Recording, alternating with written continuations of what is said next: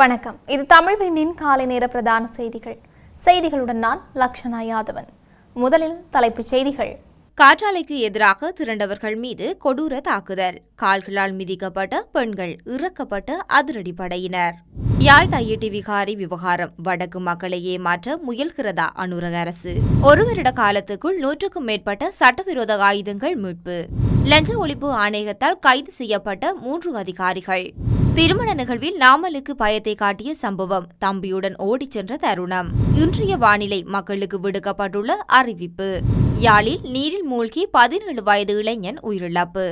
இலங்கையின் வைத்தியசாலை ஒன்றில் முதன்முறையாக வெற்றிகரமாக அறுவை சிகிச்சை.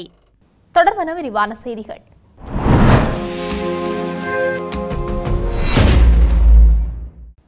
மன்னாரில் காற்றாலை மின் செயற்திட்டத்திற்கு எதிராக மக்கள் தொடர்ச்சியாக போராடி வருகின்ற நிலையில் இன்றைய தினம் சனிக்கிழமை மக்களின் விருப்பத்திற்கு மாறாக காற்றாலைகளை தீவுக்குள் கொண்டு செல்வதற்கான முயற்சி இடம்பெற்றது. குறித்த காற்றாலை உதிரி பாகங்களை ஏற்றி வந்த வாகனங்களை போராடி அமைதியான முறையில் தடுக்க முயன்ற மக்கள் மீது போலீசார் கொடூரமாக தாக்குதலை மேற்கொண்டுள்ளனர். இதில் பலர் காயமடைந்த நிலையில் வைத்தியசாலைக்கு கொண்டு செல்லப்பட்டுள்ளனர். மக்களின் விருப்பத்துக்கு மாறாக ஜனாதிபதி கடந்த மாதம் அளித்த பணிப்புரையை மீறி காற்றாலை உதிரி பாகங்கள் தீவுக்குள் கொண்டு செல்லும் முயற்சி நடந்துள்ளது. நேற்றிரவு 10 மணி அளவில் முதல் கட்டமாக அமைதியான முறையில் காற்றாலை உதிரி பாகங்களை ஏற்றி வந்த வாகனங்களை மக்கள் தடுத்து நிறுத்த முற்பட்ட போதிலும் மக்களின் எதிர்ப்பை மீறி காற்றாலை உதிரி பாகங்கள் கொண்டு செல்லப்பட்டிருக்கின்றது. இரவு 12 மணியளவில் 2வது கட்டமாக காற்றாலை உதிரிகள் கொண்டு செல்லப்பட்ட நிலையில் பொதுமக்கள், அருட்தந்தையர்கள் ஆகியோர் வீதிகளில் இறங்கி போராட்டம் நடத்த முயன்றனர். இதன்போது அங்கிருந்த பெண்கள், அருட்தந்தைகள் என அனைவர் மீதும் போலீசார் கொடூரமாக தாக்குதல் மேற்கொண்டு கூட்டத்தை கலைக்க முற்பட்டனர். போராட்டக்காரர்களை தடுப்பதற்காக விசேட அதிரடிப்படையினரையும் பயன்படுத்தி ஆயுத முனையில் போராட்டக்காரர்களை அச்சுறுத்தி தாக்கி காற்றாலை உதிரி பாகங்களை கொண்டு சென்றுள்ளனர். குறிப்பாக சில பெண்களை கால்களால் மிதித்தும் தடிகளால் அடித்தும் தாக்குதல் மேற்கொண்டுள்ளனர். இவ்வாறான நிலையில் தாக்குதலுக்கு உள்ளானவர்கள் சிகிச்சைக்காக மன்னார் பொது வைத்தியசாலைக்கு அழைத்து செல்லப்பட்டுள்ளனர். யாழ்ப்பாணம் தையிட்டி விகாரை பிரச்சினைக்கு உடனடியாக தீர்வு காண முடியாது என்று புத்த சாசனம் மற்றும் மத விவகாரங்கள், கலை கலாச்சாரங்கள் அமைச்சர் ஹெனுதும சுனில் செனவி தெரிவித்துள்ளார். வலிவடக்கு காணிகள் கையகப்படுத்துவதாக பல தகவல்கள் ஊடகங்கள் வாயிலாக அறிந்து கொண்டேன். நியமிக்கப்பட்டுள்ள குழுக்களின் தலையீட்டினூடாக தையிட்டி விகாரை பிரச்சினைக்கு தீர்வு காண எதிர்பார்த்துள்ளதாக அவர்கள் தெரிவித்துள்ளார்கள். யாழ்ப்பாணம் தையிட்டி பிரதேசத்தில் உள்ள திஸ்ஸ விகாரை பதிவு செய்யப்படவில்லை. இந்த விகாரையின் காணி தொடர்பான விடயங்கள் ஆராயப்படுகின்றன.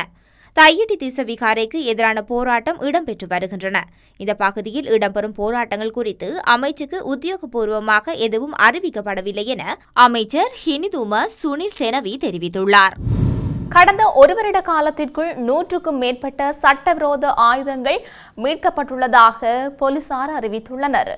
நாட்டின் பல்வேறு பிரதேசங்களில் மேற்கொள்ளப்பட்ட விசேட சோதனைகளின் மூலம் குறித்த ஆயுதங்கள் போலீசாரால் மீட்கப்பட்டுள்ளது. புலிகளினால் யாழ்ப்பாண பிரதேசத்தில் புதைத்து வைக்கப்பட்ட நிலையில் மீட்கப்பட்ட T56 ரக துப்பாக்கிகள் குறித்த சட்டவிரோத ஆயுதங்கள் எண்ணிக்கையில் உள்ளடக்கப்பட்டுள்ளன. அதற்கு மேலாக 64 கைத்துப்பாக்கிகள் கடந்த ஒரு வருட காலத்தினுள் போலீசாரினால் கைப்பற்றப்பட்டுள்ளது. சட்டவிரோதமாக பயன்படுத்தப்பட்டு வந்த 46 டி பீட்டர் ரக துப்பாக்கிகள் போலீசாரினால் சோதனைகளின் போது கண்டெடுக்கப்பட்டுள்ளது. அவற்றுக்கு மேலாக கட்டு துப்பாக்கி உள்ளிட்ட பல்வேறு ஆயுதங்களும் மீட்கப்பட்டுள்ளதாக போலீஸ் ஊடகப் பிரிவு தெரிவித்துள்ளது. லஞ்சம் பெற்ற குற்றச்சாட்டில் 3 அதிகாரிகளை லஞ்ச ஒழிப்பு ஆணையகம் கைது செய்துள்ளது. கிராமப்புற மேம்பாட்டு அதிகாரியொருவர், அலுவலக உதவியாளர் ஒருவர் மற்றும் பெண் பாதுகாப்பு அதிகாரியொருவர் ஆகியோரே கைது செய்யப்பட்டுள்ளனர். நேற்று முன்தினம் நடாத்தப்பட்ட 3 தனித்தனி சோதனைகளின் போது குறித்த நபர்கள் கைது செய்யப்பட்டுள்ளதாக லஞ்ச ஒழிப்பு ஆணையகம் தெரிவித்துள்ளது.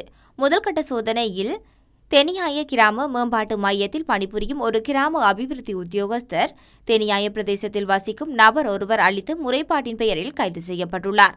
2வது சுற்றுவளைப்பின் போது சம்மாதுறையைச் சேர்ந்த ஒருவர் செய்த முறைப்பாட்டின் அடிப்படையில் வெரகர மோட்டார் போக்குவரத்து திணைக்களத்தின் சாரதி அனுமதி பத்திரம் அச்சிடும் பிரிவில் பணிபுரியும் அலுவலக உதவியாளர் ஒருவர் கைது செய்யப்பட்டுள்ளார்.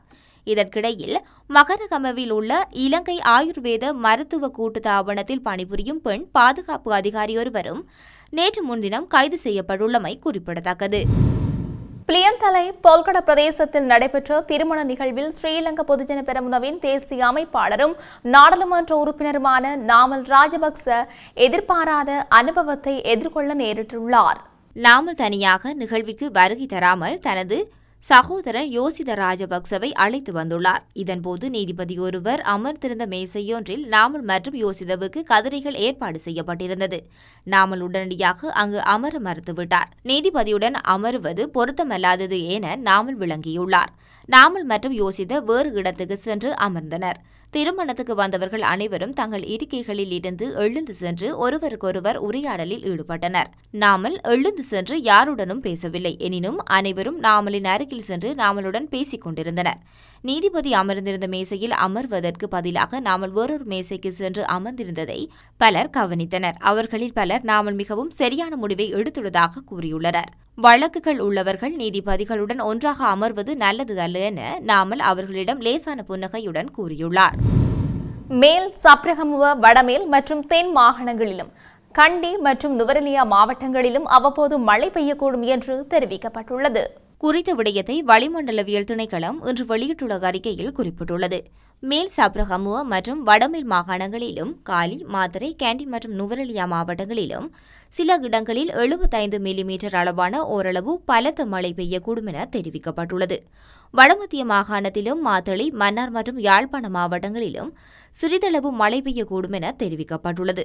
மத்திய மலைநாட்டின் மேற்கு சரிவு பகுதிகளிலும் மத்திய, வடக்கு, வடமத்திய மற்றும் வடமேல் மாகாணங்களிலும் திருகோணமலை மற்றும் ஹம்பாந்தோட்டை மாவட்டங்களிலும் அவ்வப்போது மணித்தியாலத்துக்கு 40 தொடக்கம் 50 கிலோமீட்டர் வேகத்தில் பலத்த காற்று வீசக்கூடும் என தெரிவிக்கப்பட்டுள்ளது. இடியுடன் கூடிய மழை பெய்யும் போது தற்காலிகமாக உள்ளூர் மயமாக்கப்பட்ட பலத்த காற்று மற்றும் மின்னல் தாக்கத்தால் ஏற்படும் சேதங்களை குறைத்துக் கொள்ள போதுமான முன்னெச்சரிக்கை நடவடிக்கைகளை எடுக்குமாறு தெரிவிக்கப்பட்டமை குறிப்பிடத்தக்கது. யாழில் இளைஞர் ஒருவர் நீரில் மூழ்கி உயிரிழந்துள்ளதாக காவல்துறையினர் தெரிவித்துள்ளனர்.